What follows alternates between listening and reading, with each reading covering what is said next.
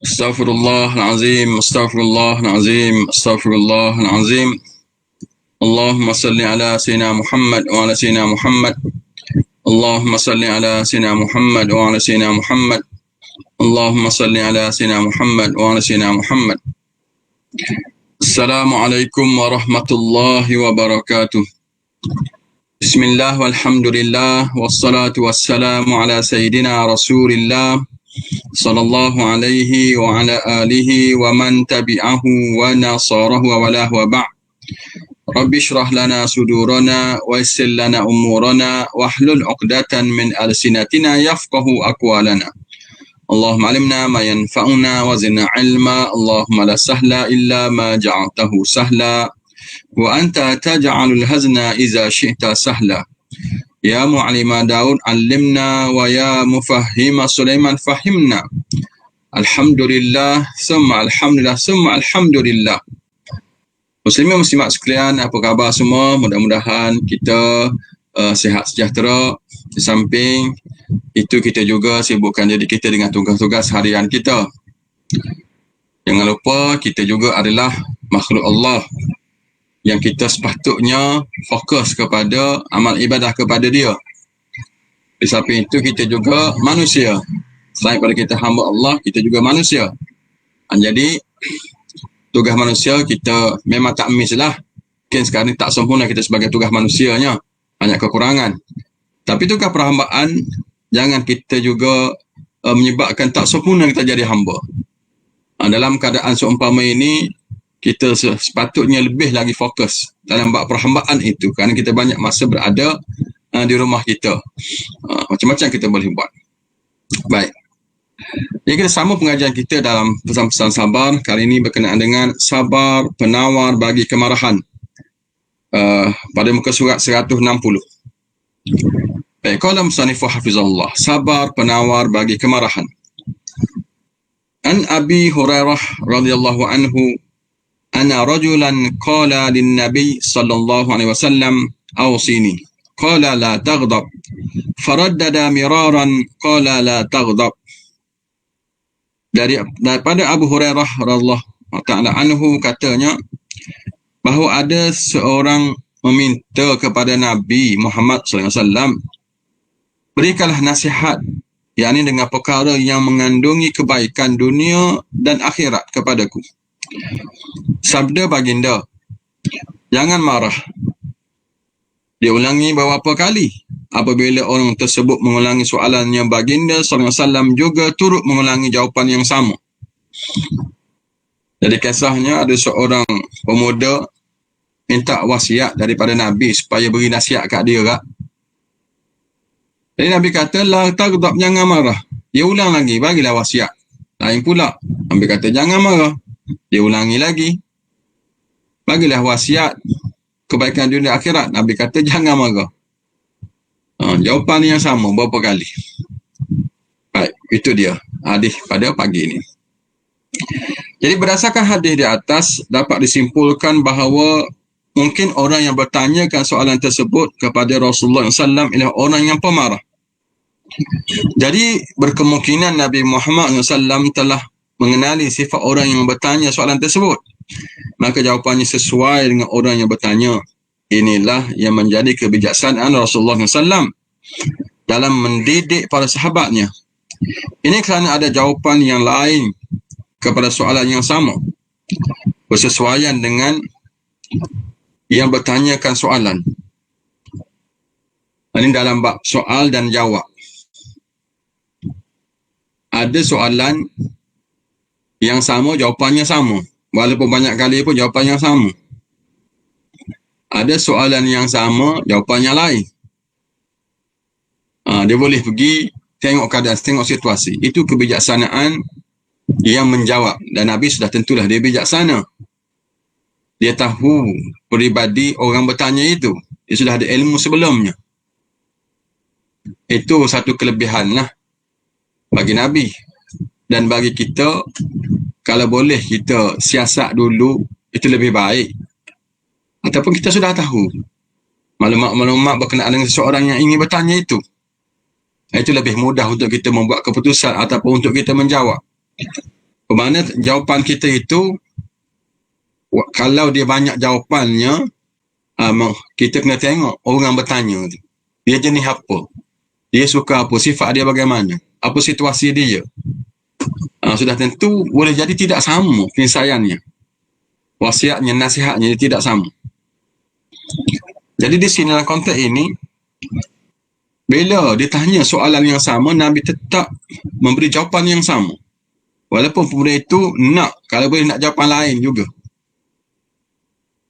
Nabi tetap beri jawapan yang sama, iaitu jangan marah. Jadi pemuda ini sama ada dia ni seorang yang sangat pemarah dianya. Terkenal dia sebagai pemarah. Sebab tu Nabi kata jangan marah, jangan marah, jangan marah. Pemarah sungguh. Maka wasiat sesuai untuk dia ialah jangan marah lah. Kerana itu kekurangan dia. Jadi supaya kendor sikit kemarahan itu. Slow sikitnya. Jadi sempurnalah dia. Jadi hebatlah dia. Bila dia dapat menjaga kelemahan dia itu. Maka sudah boleh dikawal lagi kelemahannya itu. Boleh jadi kalau ada orang lain yang datang pula, Nabi akan jawab dengan wasiat yang lain. Contoh orang itu jenis apa pula? Jenis malas. Boleh jadi. Kan cerita pasal bab malas dia pula supaya dia rajin. Orang ni masalah lain pula. Lainlah jawapannya. Baik. Namun orang bertanya, soalan tersebut juga tidak dinyatakan. Ulama mengatakan sengaja tidak disebutkan disebutkan nama ketika meriwayatkan hadis kerana menganggapnya sebagai adab. Kadang-kadang hadis ini mempunyai sebab yang tertentu. Contohnya Nabi Muhammad SAW ingin memberikan nasihat berdasarkan orang yang dikenali oleh baginda akan perangai seorang itu. Jadi pasal sebut nama, kadang-kadang ada, kadang-kadang tidak ada. Tengok kesesuaian lah. Mungkin dalam hadis ni tidak ada, tapi dalam hadis lain ada disebutkan nama siapa yang bertanya itu. Itu tak ada masalah lah. Yang penting ada nama pun kita tahu siapa dia kepribadian dia macam mana. Kita boleh soal siasat lagi lah, lebih jelas lagi. Tak ada nama pun tak ada masalah. Sebab ni kita lihat apa isinya, bukan lihat apa orangnya. Mana kalau siapa tahu orangnya, itu lagi tambahan lah. Sebab tu dalam Quran Allah nyatakan cerita je. Dia tak sebut nama. Melainkan para Nabi adalah, mana golongan kata tentu Ashabul Kahfi, siapa dia, masa dia kat mana. Itu betul lah penting, tapi tidak sementing maklumat yang ingin disampaikan itu. Perkara lebih penting ialah apa dia yang berlaku, bagaimana berlaku, kenapa itu. Berbanding daripada siapa dan bila. Siapa dan bila ni betul lah berguna juga, tapi tidaklah memberi kesan apa-apa pada kita. Melainkan apa yang berlaku tu, kita jangan tiru kejadian itu, perangai itu, kenapa mereka dipersenahkan, kenapa mereka berjaya. Itu lebih penting bagi kita. Jadi kitab-kitab sejarah dia adalah bilakah berlaku, di mana, itu kitab sejarah. Baik. Jadi pengajaran hadis ini, pentingnya kita selaku para pendakwah da'i untuk benar-benar mengenali perwatakan orang yang ingin didakwahkan, mad'u, supaya nasihat kita benar-benar bertepatan dengan apa yang dihajati olehnya. Ini untuk tugas pendakwah. Jangan kata saya selamatlah bukan pendakwah. Kita semua ini adalah pendakwah. Cuma tugas resmi tak tugas resmi, ataupun tugas besar tugas kecil je. Paling kurang tugas kecil kita termasuk juga kita berdakwah di rumah kita, dengan anak kita, dengan adik-beradik kita, dengan jiran tetangga, dengan kawan-kawan kita boleh berdakwah. Dapat pahala besar terlibat dengan dakwah ni. Jangan berharap orang yang terlibat secara resmi atau bertugas dia je. Kita dan nak dapat pahala terlibat sama dalam konteks yang lebih ruang lingkup yang kecil. Bagi kita yang tidak ada ilmu banyak ni, cukuplah apa yang kita tahu sikit sebanyak itu kita sebarkan pada orang. Itu satu dakwah. Jadi bila bercakap pasal orang pendakwah ni, dia diminta juga untuk mengenali mad'u. Mad'u tu sasaran dakwah. Itu lebih baik, supaya kita dapat beri nasihat yang sebetulnya tepat dengan masalah yang dihadapi itu. Boleh selesaikan dia. Dan penting satu lagi juga, agar kita tidak tersalah dakwah, tidak tersilap menegur dia. Andai kata kita tersilap Jadi berat. Mana buruk padahnya, boleh jadi dia itu, asalnya dia itu tidak fasik, jadi fasik. Mana bukan lebih berat itu. Kita dakwah dia jadi fasik. Asalnya dia orang tidak fasik. Ataupun yang orang fasik dengan kita tegur dia jadi kafir, jadi murtad. Ada juga. Jadi rugilah dakwah kita itu. Bukan boleh memulihkan orang, boleh menyesatkan orang pula dakwahnya. Kalau kita tahu begitu, baik kita tak payah tegur dia. Daripada dia jadi kafir, baik dia jadi fasik sahaja. Daripada dia jadi fasik, baik dia jadi biasa je. Sebab tu kita tahu sasaran ni. Kena tengok. Kalau boleh lah itu lebih baik. Tak boleh kita tak kata apa. Betul lah tugas asal kita bercakap je, bagi tahu je, menyampaikan. Tapi ada kadang-kadang apa yang kita sampaikan itu menyebabkan kesan yang lebih buruk daripada dulu. Anda kata boleh jadi sekali-sekala. Sekali. Sebab tu pernah satu ketika ni Al-Imam Ibn Qayyim dia berjalan dengan guru dia Imam Ibn Taymiyah. Lepas tu melihat ada tentera yang minum arak. Lalu Imam Ibn Qayyim ni dia tengok, dia perhati guru dia tak tegur. Dia tak tegur. Tentera Mongol tidak minum arak. Minum arak tak tegur. Lalu dia tanya, kenapa tak tegur? Dia kata, kamu tahu tak? Tentera golongan orang ni, orang jahat ni, tentera yang jahat ni, kalau tak minum arak, dia akan buat jahat lain. Dia bagi bunuh orang, dia bagi rogol orang ke. Lebih baik dia rosak dengan dia sendiri je. Itu pun kena fikirkan juga. Daripada dia merosakkan orang, membunuh orang, menyusahkan orang lain, baik dia rosak dengan dia sendiri. Mana sampai begitu sekali fiqh dakwah itu kita kena tahu. Syarat-syarat nak cegah kemungkaran itu kita kena tahu. Dan banyak lagi lah. Bermaknanya pengetahuan kita tentang madu' itu penting untuk kita rancangkan strategi kita dalam dakwah. Baik. Memberi nasihat ialah kewajipan seorang Muslim terhadap saudaranya. Maka tidak perlu segan menyampaikan nasihat kepada siapa sahaja. Tengok. Kita pendakwah juga ni, kita penasihat. Takkan tak boleh nak bagi nasihat. Nak berpesan-pesan dengan kesabaran, takkan tak boleh. Berpesan-pesan dengan kebenaran, kena ada ilmu. Kita takkan tak ada ilmu lazim. Ada juga sikit sebanyak ilmu itu boleh. Dua-dua boleh. Bagi nasihat tak ada ilmu pun nasihat boleh. Pesan supaya bersabar. Apa payah sangatnya supaya bersabar tu kan. Baik, bagus tu. Jadi jangan kita segan, jangan kita segan silu untuk memberi nasihat kepada saudara-saudara kita. Beri peringatan kepada mereka. Baik, peringatan ni bagus ni. Kalau kita semua pakat-pakat beringat, selamat kita. Selamat dunia akhirat.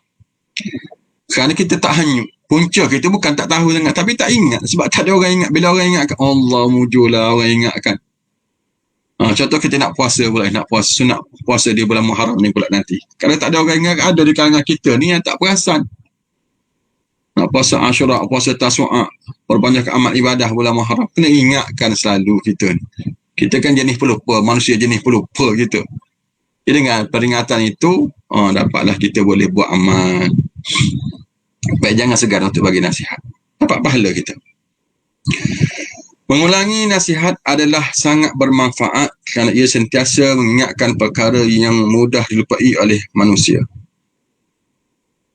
Tak salah kita mengulangi nasihat. Walaupun nasihat yang sama. Bagi orang yang kena nasihat pula jangan tegur. Bagi tahu sekali sudahlah. Saya dah faham dah. Kita jawab, Nabi ulang banyak kali tak apa. Takkan kita seorang ayah bagi tahu anak tak boleh. Seorang isteri bagi tahu suami tak boleh. Seorang suami bagi tahu isteri tak boleh. Setengah-setengah kita ni jenis adalah perasaan ego-ego kan. Bila orang bagi nasihat, bagi apa-apa, bagi tahu sekali sudah. Ingat saya tak faham, ingat saya tuli. Saya ada telinga, saya boleh dengar lagi. Sekali sudah, kita jawab macam ni lah. Nabi bagi tahu orang lain banyak kali tak apa, takkan kita tak boleh. Tak ada masalah. Habis itu kenapa banyak kali? Supaya lebih terang, supaya lebih ingat.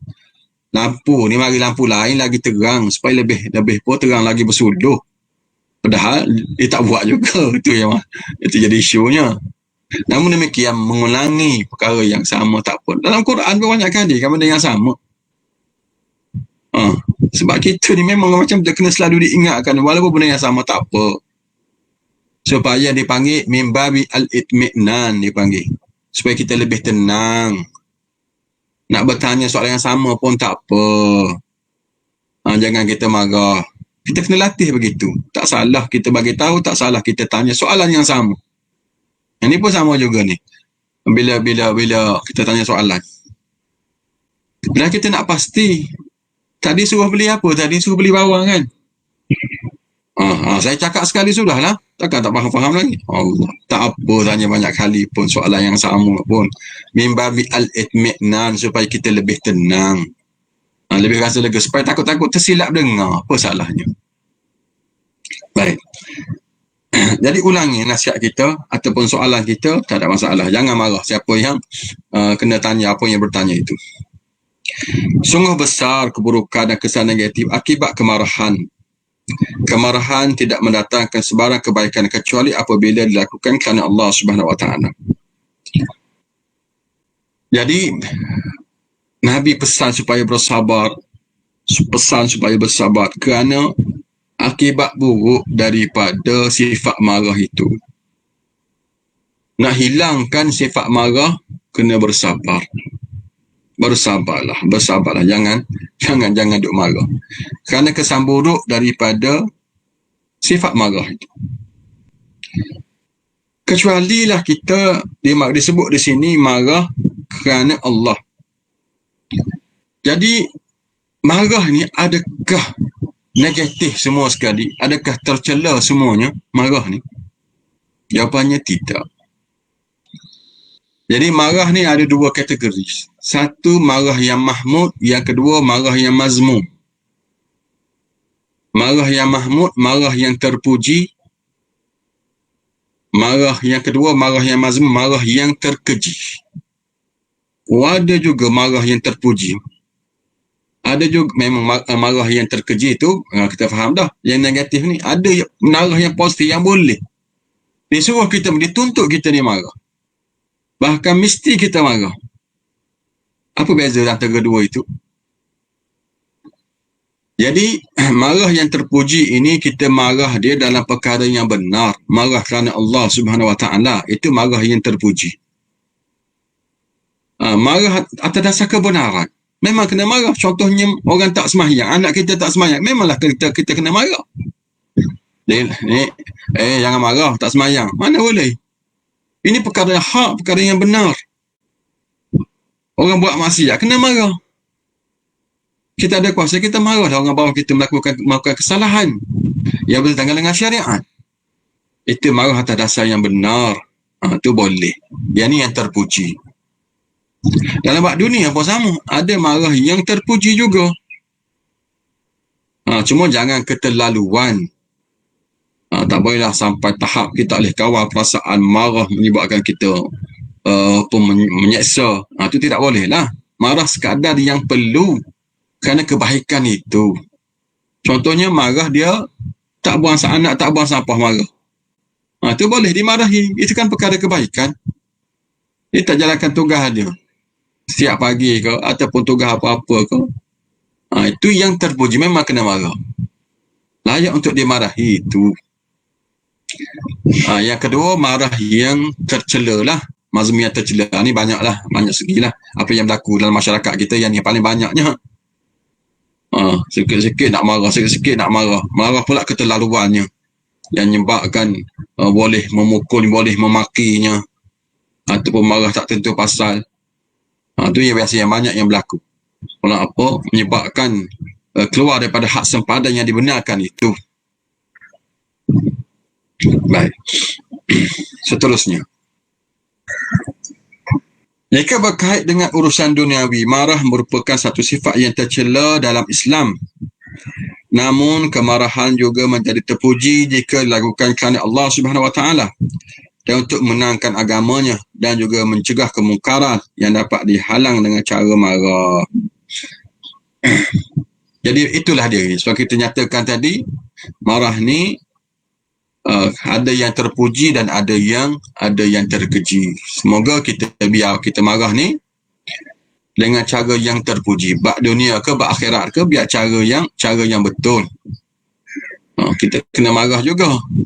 Sebab kata Imam Syafi'i, man istaghdab wa lam yaghdab fahuwa himar.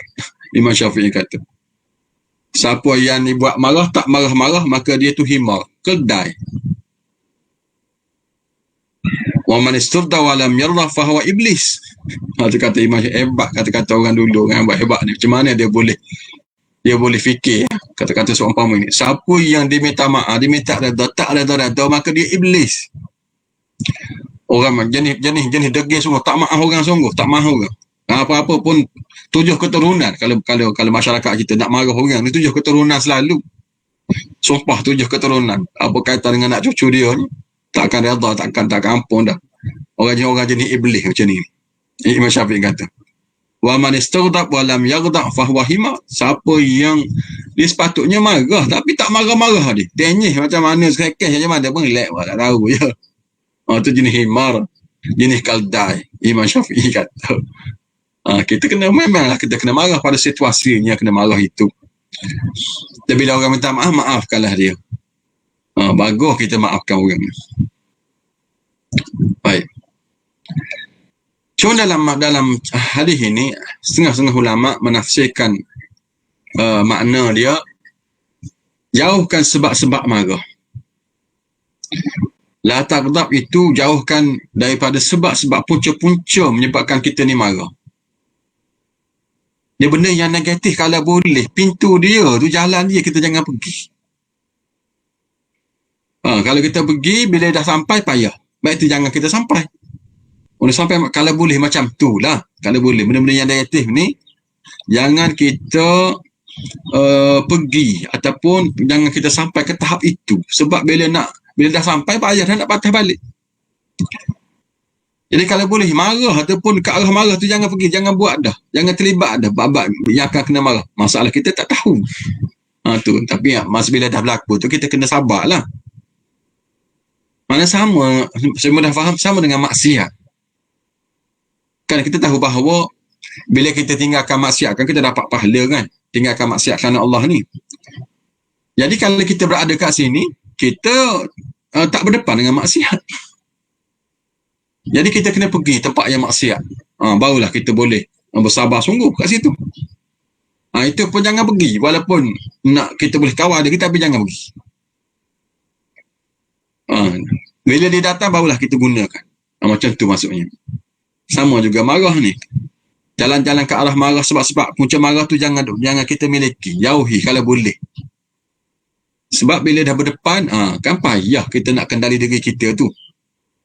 Baik jangan buat awal-awal lagi. Itu maksud ni. Semua orang faham gitu.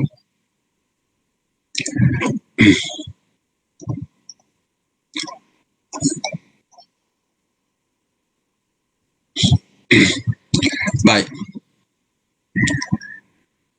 Jadi pemuda tadi duk mengulangi. Kerana minta Nabi ni kalau boleh bagi wasiat lain. Tapi Nabi tetap memberi jawapan yang sama.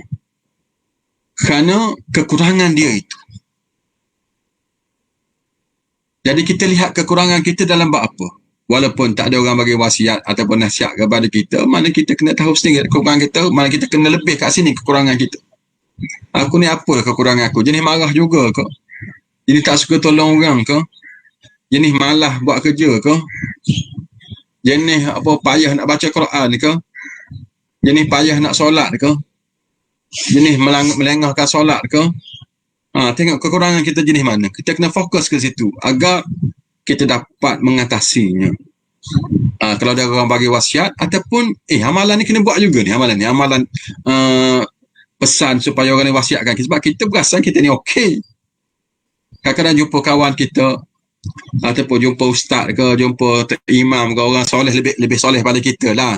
Lebih soleh pada kita. Kita guna kaedah ni. Tolong nasihat kat saya sikit ni ustaz. Pak Imam, Pak Bilal, tolong wasiat saya ni sikit. Bagi. Tak ada masalah kita. Mengendah diri tak ada masalah kita. Tolong ajar sikit saya ni. Tu bagus sebenarnya macam tu. Melatih diri kita ni merendah diri. Ni berani kita nak tanya soalan, nanti orang kata kita ni apa jahat ke kita ni. Tak salah, apa masalah, apa salahnya? Sebab kita tak tahu diri kita ni, dia blind spot ni. Dia ada blind spot yang kita tak tahu, kekurangan kita, orang lain tahu. Pasangan kita tahu, ahli keluarga kita tahu, kekurangan kita tak tahu. Yang kita tahulah ada dia blind spot ni, dia ada. Kawasan yang orang tahu kita tak, dan ada orang lain tahu kita, orang tak tahu kita tahu, ada juga. Yang kita tahu orang tak tahu ada juga. Ni babak kekurangan ni, salah satu caranya kita tanya orang supaya dia boleh tegur kita. Tak salah, bagus kita tiru pemuda ini, tanya Nabi, agar kita boleh memperbaikinya. Baik, kita pergi kepada hadis yang kedua. Sabar sebagai penghapus dosa. Wa an Abi Hurairah radhiyallahu ta'ala anhu qala Rasulullah sallallahu alaihi wasallam ma yazalul bala'u bil mu'min wal mu'minah fi nafsihi wa waladihi wa malihi hatta yalqallaha wa ma'alaihi khati'ah. Daripada Abu Hurairah radhiyallahu ta'ala anhu katanya bahawa Rasulullah SAW bersabda, sentiasalah ujian itu menimpa seseorang yang beriman, baik kepada dirinya, anaknya maupun hartanya, sehingga dia bertemu, yakni menghadapi Allah Subhanahu Wa Taala dalam keadaan dirinya tidak membawa dosa apa pun. Hadis riwayat Tirmizi dan juga Ahmad. Sekali sabar sebagai penghapus dosa. Hadis ini dikatakan sebagai hadis hasan lagi sahih. Hadis hasan lagi sahih ialah hadis yang berada pada martabat yang rendah berbanding daripada martabat sahih. Riwayat Bukhari dan Muslim, serta hadis yang diriwayatkan oleh perawi yang lain.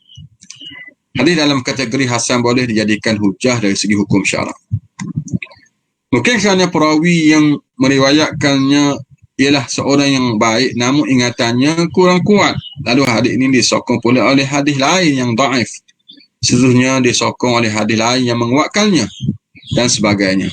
Ini ialah perkara yang terdapat dalam ilmu hadis. Ini tinggilah. Bagi siapa yang ada peluang boleh belajar ilmu hadis, itu silakanlah. Sebab dalam hadis yang kita duk sebut-sebut dan ulama-ulama lain ataupun ustaz-ustaz dia sebut itu, dia ada hukumnya. Setiap hadis ni ada hukum dia. Ada sahih, ada hasan, ada dhaif, dan ada yang palsu. Jangan pula kita pelik kenapa hadis Nabi ni boleh jadi palsu. Boleh jadi hadis Nabi tu okey je, tapi periwayat dia tu dia tu jenis pembohong, jenis penipu. Jadi dia bawa hadis. Jadi ahli ulama akan hukumkan hadis tu palsu lah, sebab perawi ni, pembawa tu jenis penipu, jenis pembohong, jenis pemalsu. Tu hebatnya ilmu hadis ni. Perawi-perawi itu kita tahu hukumnya, siapa dia. Jadi kerana keadaan mereka lah akan menjadi hukum pada hadis Nabi. Sebab kita tak jumpa Nabi kan. Kita tak jumpa Nabi. Jadi bagaimana kita boleh tahu satu hadis itu sahih ataupun tidak? Kita tengok perawi ni lah. Itu sikit lah berkenaan dengan pasal isnad, pasal sanad hadis. Baik. Hadis ini menceritakan bahawa seseorang yang beriman itu akan sentiasa diuji oleh Allah SWT. Sama ada dirinya sendiri, anaknya maupun hartanya. Maka pelbagai bentuk ujian yang diberikan oleh Allah SWT kepada hamba-Nya. Di sekarang ni bentuk ujian. Allah akan uji kita. Sebagaimana Allah juga akan memberi hukum kepada hamba-hamba.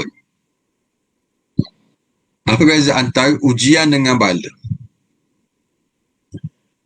Yang ni kuis hari ni. Sedang penonton sekalian, minggu lepas tak ada orang boleh jawab soalan kuis minggu lepas. Tak apalah, kita hadiah itu kita tunda hari ni. Soalan minggu lepas mudah je sebenarnya. Tapi tak ada siapa yang boleh jawab. Tak apalah. Jadi kita buka kuis untuk hari ni. Apa beza antara ujian dengan bala? Mudahnya. Apa beza antara ujian dengan bala? Siapa boleh jawab cepat dan juga tepat, ia memuaskan hati saya, dapat hadiah. Macam biasalah. Dia dapat buku saya dan ada sponsor, ada tajaan, ada orang nak taja. Boleh jadi nasi arak special. Tapi sekitar Bangi sudahlah, yang jauh-jauh nak hantar lah. Buku saya boleh hantar, ibu saya boleh hantar. Untuk orang yang berada di sekitar ini, sekitar Bandar Baru Bangi ini, siapa boleh jawab soalan hari ini, apa beza antara bala dengan ujian? Jawapan yang tepat, cepat. Kalau banyak jawapan tu, kita tengok yang paling cepat lah.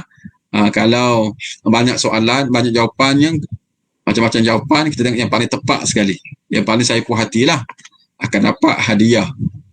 Itu ibu saya satu, kemudian nasi arak special. Boleh jadi boleh makan dengan keluarga dia hari ni.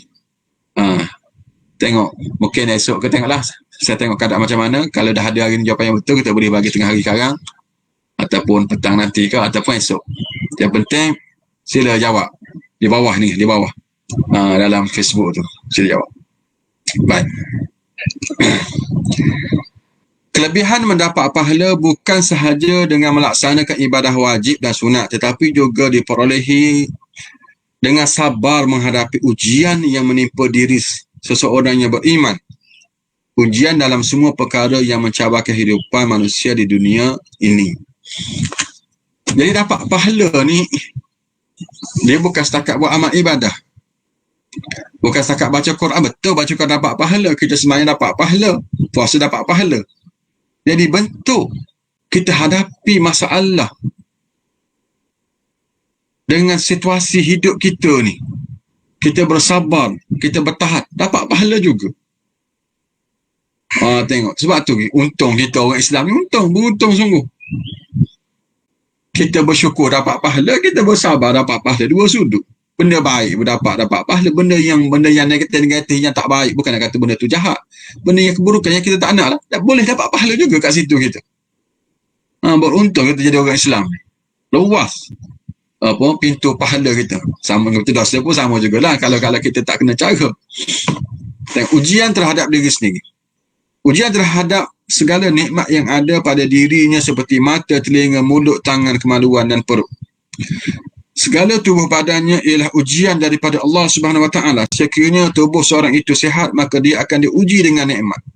Adakah dia bersyukur menggunakan nikmat kesihatan yang diberikan oleh Allah untuk mengerjakan amal baik yang diharuskan olehnya dan meninggalkan perkara yang diharamkannya? Tengok, Allah bagi kepada kita tubuh badan, Allah uji kita. Telinga kita, mulut kita guna apa? Segala anggota kita yang Allah berikan yang kita guna untuk apa? Itu ujian dulu ke tidak kita? Kita ambil ibad kaki je, kelebihan kaki. Allah beri pada kita kaki, nikmat kaki. Kaki dia ada peranan dia, ada tugas dia. Kita guna apa? Cuba jawab. Kita gunakan kaki kita untuk apa? Pergi ke masjid, lulus. Pergi ke surau, lulus. Pergi tolong orang, lulus. Jawapannya lama, pergi ke park, pergi ke disco, pergi mencuri. Kaki bawa pergi mencuri, bawa pergi merompak, pergi beli tattoo, pergi berjudi. Tak pergi tempat semayang, tak pergi tempat ambil wuduk. Itu semua fail lah, gagal. Sama dengan fungsi mulut kita, kita guna apa mulut kita? Tangan kita guna apa? Tangan. Seseorang itu berada dalam keadaan sakit, hatta duri halus yang menikam pada tubuh seseorang yang beriman, lalu dia bersabar, maka dia akan diberikan pahala oleh Allah Subhanahu Wa Taala. Anggota buat tubuh badan kita tadi, kalau dia sakit pula, ada ruang untuk dapat pahala lagi. Tercocok duri pun, apatah lagi pening, apatah lagi demam, tergudih sikit pun, bersabar dapat pahala. Begitu sekali kita dengan Allah SWT, pemurah sungguh Allah. Sedikit kesakitan, kesusahan, demam, pening kepala dan apa sahaja kesakitan seseorang itu akan diberikan pahala oleh Allah SWT. Allah SWT menguji diri seorang yang beriman untuk diberikan pahala dan dihilangkan dosa. Dan ujian melalui anak. Seorang itu diuji, adakah dia mendidik anaknya dengan didikan yang baik dan mengajar anaknya dengan perkara yang baik. Itulah kepayahan dalam mendidik anak dan bukanlah suatu perkara yang senang. Semua itu menjadi ujian kepadanya. Luluh ke tidak dalam kita mendidik anak? Tanggungjawab kita mendidik anak itu tercapai ataupun tidak? Kalau tidak, kita fail. Kita gagal dalam mendidik mereka. Kalau kita tak didik lah. Anak yang soleh boleh menjadi peninggalan yang baik kepada seorang. Manakala sekiranya dia kurniakan anak yang tidak baik, namun dia bersabar, maka dia akan diberikan pahala oleh Allah Subhanahu Wa Taala kerana dia sudah berusaha sedaya upaya. Nauzubillah kalau jadi demikian. Adakah kita gagal di sini? Tak gagal kalau kita telah mendidiknya, telah mengajarnya, telah menghantarnya. Tanggungjawab kita telah terlaksana, tapi hidayah Allah kan. Allah tak beri kepada semua orang hidayah. Nauzubillah lah. Kita minta jauh, tapi andai kata itu yang berlaku, kita tidak disalahkan lagi. Tapi kalau kita mengabaikan tanggungjawab itu, maka fail lah kita. Macam ada seorang anak pergi mengadu. Seorang ayah dia pergi mengadu kepada Sayyidina Umar tentang anak dia, kata anak ni anak derhaka, tak taatkan dia.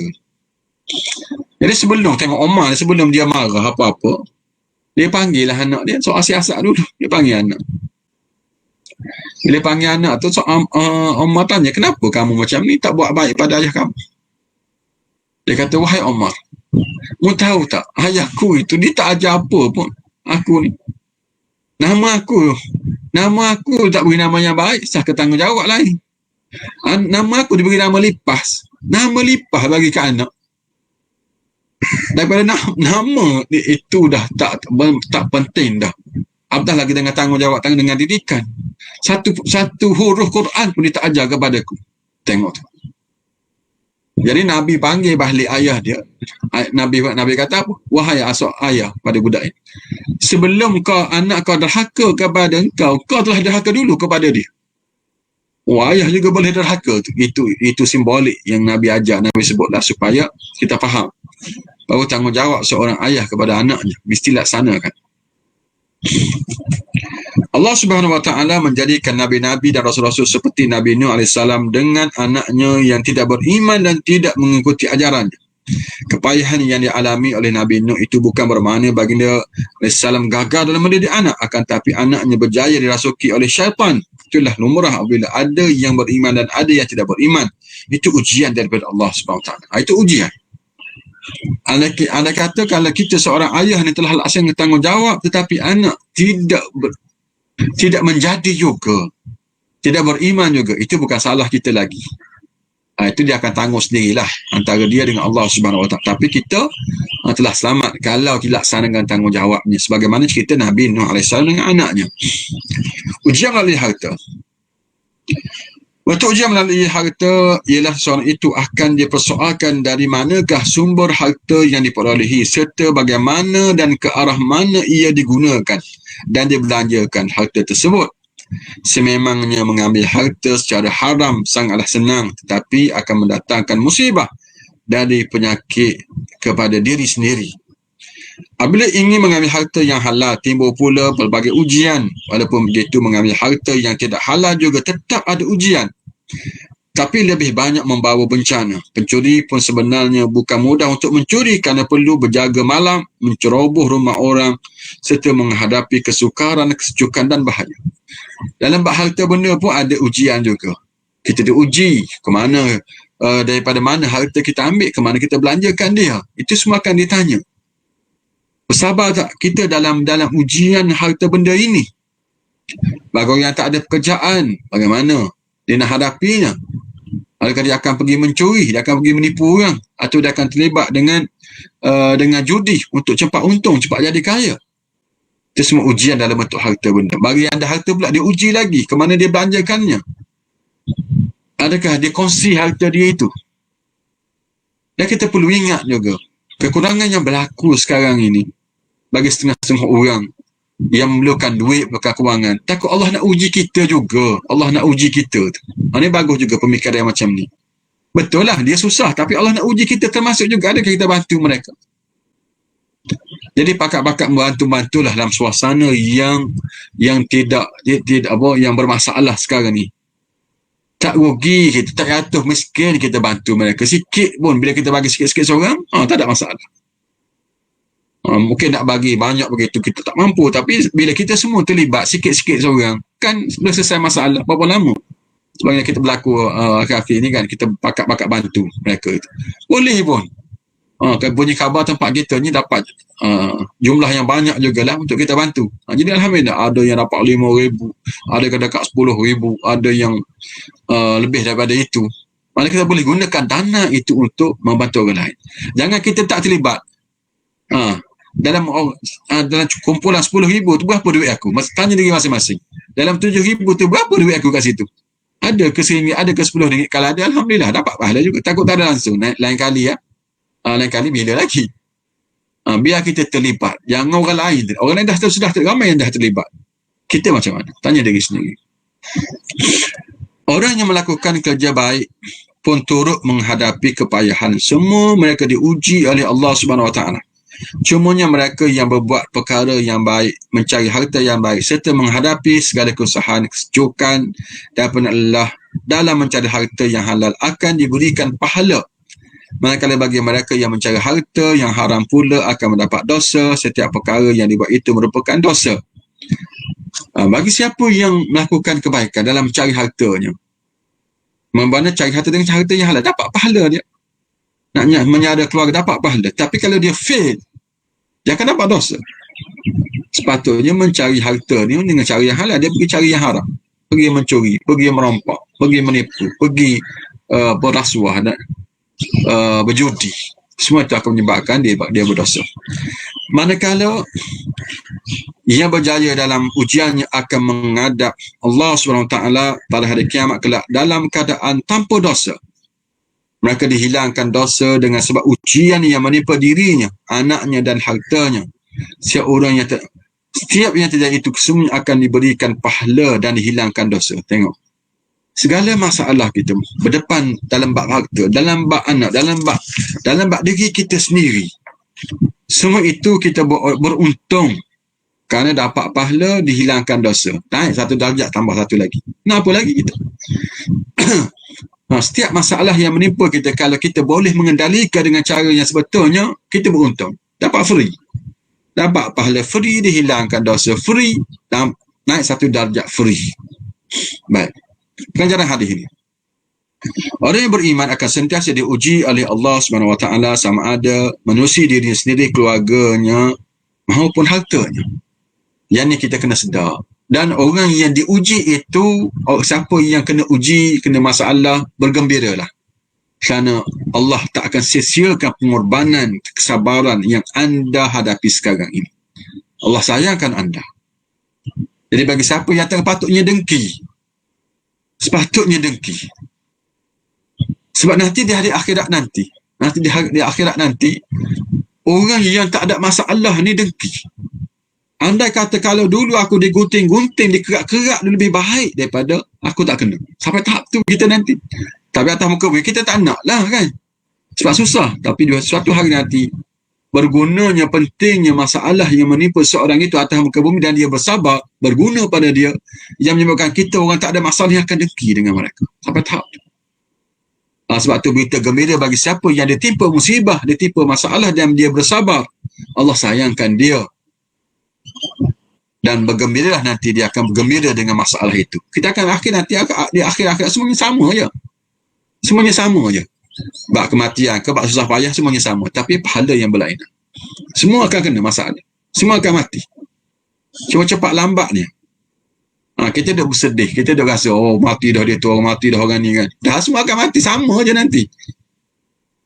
Bila kita tengok akan datang balik, semuanya akan sama. Beruntung atau tak beruntung itu yang berlainannya. Perkara yang disebutkan oleh Rasulullah SAW merupakan khabar gembira kepada orang-orang yang beriman yang sentiasa menghadapi ujian dan musibah. Tengok, berita gembira bagi mereka. Bila kita tahu akidah ini menjadi akidah kita kan, musibah yang menimpa kita, kita boleh hadapi dengan tabah walaupun sedih-sedih juga. Kita ada spare akhirat itu menunggu kita. Jadi kita bersabarlah. Ada habuannya Allah tidak zalim. Allah tidak akan sia-siakan pengorbanan hamba-hambanya. Allah nak uji sahaja. Sebab dunia ini bagi Allah tak ada nilainya. Akhirat nanti baru bernilai. Dia boleh uji, dia boleh test, dia boleh buat apa sahaja kepada kita semua ini. Tak ada nilai bagi Allah sebenarnya. Kita rasa penting sangat, kita rasa bernilai sangat. Nanti dia akan balas balik nanti dengan sempurnanya segala kekurangan kita itu. Dan kita akan bergembira. Allah SWT memuji diri seorang yang beriman untuk diberikan pahala dan dihilangkan dosa sekiranya seorang yang itu bersabar dan redha. Ada satu pandangan alim ulama, ini berita gembira lagi bagi siapa yang ada tipu musibah ni, semata-mata kena musibah itu dapat pahala dah. Ini satu pandangan alim ulama. Dia bersabar, dia redha, dapat pahala lebih lagi. Jadi bergembiralah juga. Orang ditipu musibah itu, kita tak bincang pasal sabar dia, tak bincang pasal redha dia, tak bincang pasal syukur dia lagi. Musibah sahaja dapat pahala. Malaikat kalau dia tak terima, tu lain lah. Dia bersabar, dia redha, dia bersyukur, lebih lagi pahala dia. Jadi banyak pahala orang yang ditipu musibah ini dapat. Orang ditipu masalah ini dapat. Lagi banyak pahala. Rahmat Allah Subhanahu Wa Taala kepada hamba-Nya yang beriman dengan menghapuskan dosa mereka ketika masih lagi hidup di dunia dan kembali kepadanya dalam keadaan tanpa dosa. Nanti orang yang ditipu masalah ni, akhirnya bila bertemu dengan Allah nanti tak ada dosa, dah habis dah dosa, sebab dah gugur dah dengan masalah yang menipu dia itu. Orang yang tak ada masalah dalam muka bumi ni, tengok dia berdosa, banyak dosa, tak gugur. Ketika itulah rugi. Kenapalah aku tak ditipu musibah macam dia dulu. Dia ditipu musibah, dosa-dosa dia gugur. Aku tak ada. Atas muka bumi kita tak rasa dia kurangnya, kita lebih. Di hari akhirat nanti, kita yang akan masukkan diri kita di kekurangan. Kenapa dulu aku tak ditipu musibah? Kenapa Allah tak uji aku begini rupa? Kerana banyak dosa aku nak tanggung sekarang ini. Sebab tu bergembiralah siapa sahaja yang ditipu masalah, tak ada masalah, bersabarlah, bertahanlah. Kita hidup tak lama atas muka bumi ni. Allah akan sempurnakan balik segala kekurangan kita itu. Jadi sidang penonton sekalian, itulah sahaja yang dapat kita kongsi bersama pada pagi ini. Mudah-mudahan sikit sebanyaknya dapat memberi galakan kepada kita semua untuk terus bersabar dan bersabar, tak ada limit untuk kita bersabar. Mudah-mudahan segalanya Allah akan kira balik di hari akhirat nanti, kita termasuk golongan yang bersabar dengan ujian-ujian yang Allah berikan kepada kita itu. Jangan lupa untuk menjawab soalan kuis tadi, ada hadiah istimewa menunggu anda. Jadi itulah sahaja untuk pagi ini. Wassalamualaikum warahmatullahi wabarakatuh.